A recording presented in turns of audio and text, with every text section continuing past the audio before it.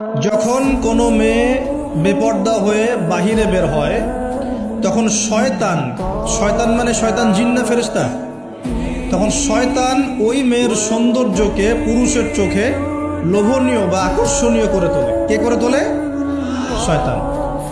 তোমাদের কারো যদি কোনো গায়রে মাহরাম বেপর্দা কোনো মেয়েকে দেখে খারাপ চিন্তা জেগে যায়, তাহলে তোমরা বাসায় চলে যাবে। কোথায় যাবে?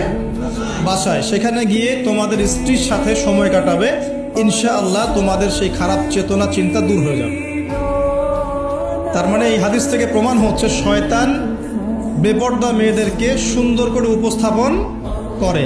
জিন ধরা মেয়ে আছে সমাজে, এবং কোনো কোনো ক্ষেত্রে এখন ছেলেদেরকেও জিন ধরছে না? মাঝে মাঝে দেখবেন যে এই শীতকালে কিছু কনসার্ট হয়, দেখেছেন? কনসার্ট হয়, ফ্যাশন শোজ হয়, আরও অনেক ধরনের প্রোগ্রাম হয়। এগুলোকে নাম দিয়েছে মানুষ সংস্কৃতি। কী নাম দিয়েছে? ওখানে উঠে দেখবেন যে বড় বড় চুল আছে, অনেক লম্বা লম্বা চুল, একদম স্টেজের উপর উঠে লাফালাফি ঝাপাঝাপি করছে। দেখেন নাই? মিউজিক্যাল কিছু ইনস্ট্রুমেন্ট নিয়ে, দেখেন নাই?